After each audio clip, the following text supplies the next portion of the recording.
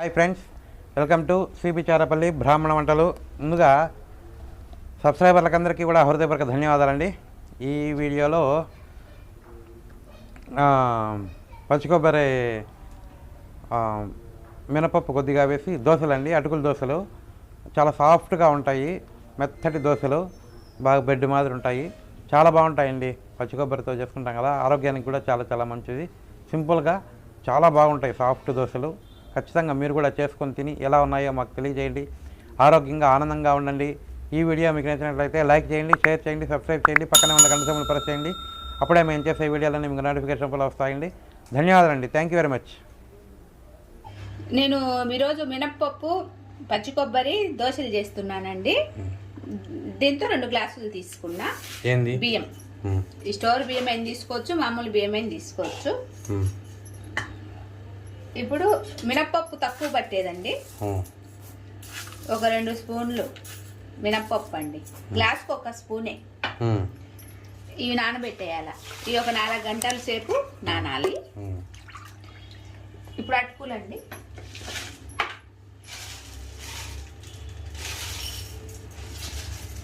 ఇప్పుడు 2 గ్లాసులు వేసుకున్నాం కాబట్టి 1 గ్లాసు అటుకులు. ఇవి ఊరికే ఒక 10 నిమిషాలు నానబెట్టుకున్నా చాలు. నేను ఇప్పుడు నానబెట్టడం లేదు, వేసుకునేటప్పుడు ఒక 10 నిమిషాలు నానబెట్టు. ఈ అటుకులు గట్టి అటుకులు, మీకు పేపర్ అటుకులు చిక్కినా వేసుకోండి. ఇంతేనండి. ఇవి నానేయండి. బియ్యము,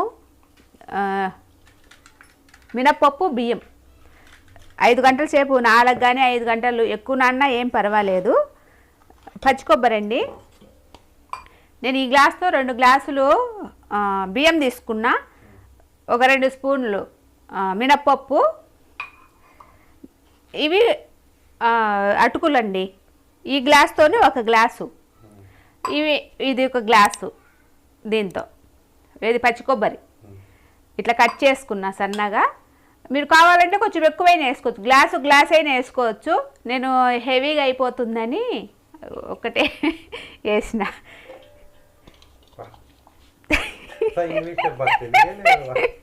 అప్పుడప్పుడు వాడతా ఉండాలి. పచ్చి కొబ్బరి అటుకుల్ని వేసుకొని వస్తా అండి మిక్సీకి ముందు.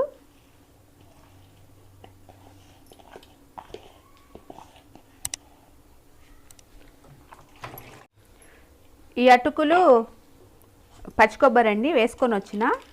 ఇది దీంట్లో వేయాలి, ఒక గిన్నెలో వేసుకుందాము.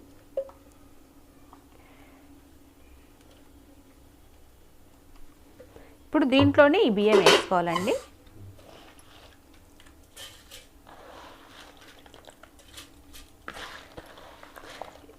ఇట్లాంటి చేసుకుంటే మనము మినప్పప్పు తక్కువ పడతాయండి.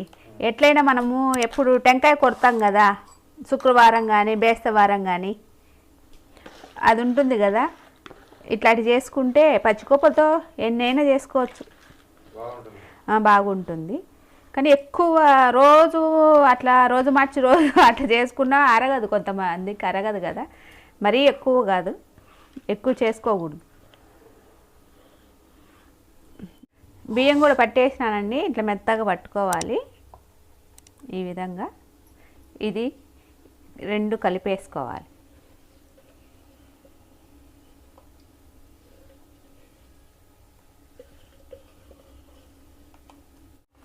ఇదంతా బాగా కలుపుకోవాలండి 2.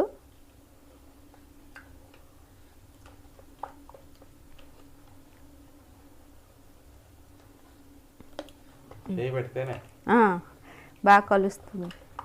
ఈ గరిటతో అంటే చేసుకోవచ్చు అట్లా కూడా, ఎందుకో మాకు ఎక్కువ చేయాలి వాటిలేండి. ఇప్పుడు తగినంత ఉప్పు అండి.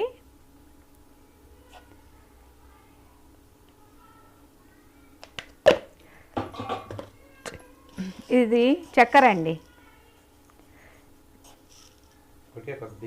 ఒక 2 స్పూన్లు, ఎక్కువ ఏం అవసరం లేదు. ఇది మనం పిండి పట్టుకోగానే వేసి పెట్టేసుకోవాలి. ఇదంతా బాగా కలుపుకోవాలి, ఎందుకంటే బాగా కలర్ వస్తుందండి, బాగా ఉబ్బుతాయి కూడా. ఇంకా మనమేం సోడా కూడా అవసరం లేదు దీనికి. ఇది మనకు 12 గంటల సేపు 8 గంటలు 10 12 గంటల సేపు నానాలి, రాత్రి అంతా వదిలేయాలి. ఎందుకంటే మనము 9కి వేసుకున్నాం అనుకో తక్కువ టైం అవుతుంది. అందుకు అన్నం తినగానే నానబెట్టేసుకుంటే 2 గంటలకు అట్లా ఒక 4 గంటలు 5 గంటలే కాబట్టి 7కు అట్లా వేసేసుకోవచ్చు. లేదంటే పొద్దున్నే నానబెట్టుకున్నా ఏం పర్వాలేదు.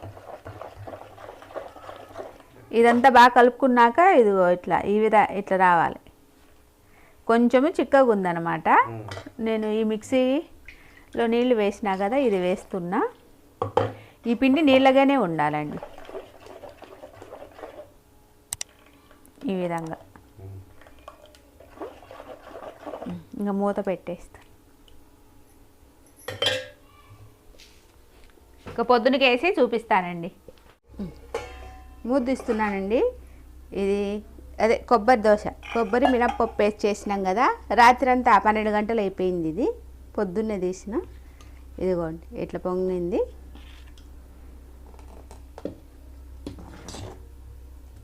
ఇదంతా బాగా కలుపుకోవాలి. మనం ఉప్పు చక్కెర వేసినాం కదా, రాత్రే కలిపి పెట్టినాం కాబట్టి ఇప్పుడు కూడా ఒకసారి కలుపుకొని మనకు కావాల్సినంత తీసుకొని వేసుకోవడానికి. మిగతాది ఫ్రిడ్జ్లో పెట్టుకోవచ్చండి.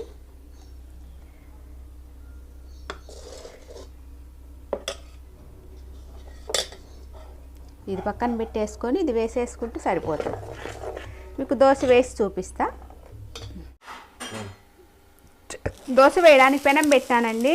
కొద్దిగా నీళ్లు చల్లుతున్నా. ఇది బాగా తుడుచుకోవాలి.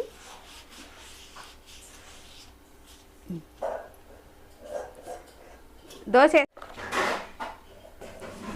వేస్తున్నానండి.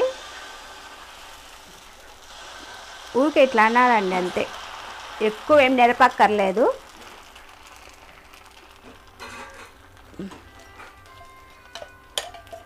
కొద్దిగా ఆయిల్ అండి.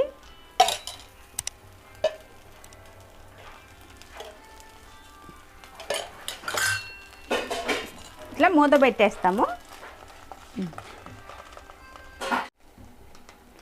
మూత తీస్తున్నానండి. ఇదిగోండి ఇట్లా చూడండి, బాగా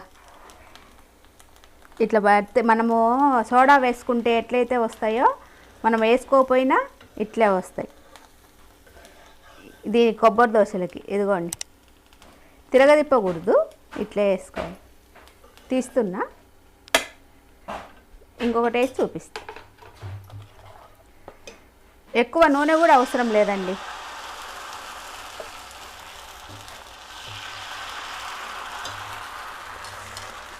నూనె లేకుండా తినేయచ్చు.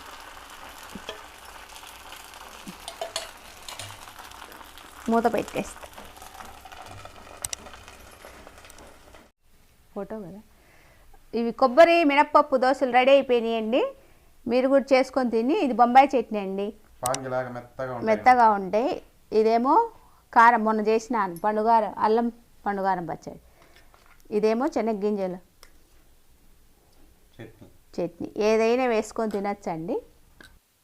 మీరు కూడా చేసుకొని తిని ఎలాగుందో మాకు తెలియజేయండి. ఆరోగ్యంగా ఆనందంగా ఉండండి. ఈ వీడియో మీకు నచ్చినట్లయితే like, share, comment and subscribe to cbcharepalli బ్రాహ్మణ వంటలు.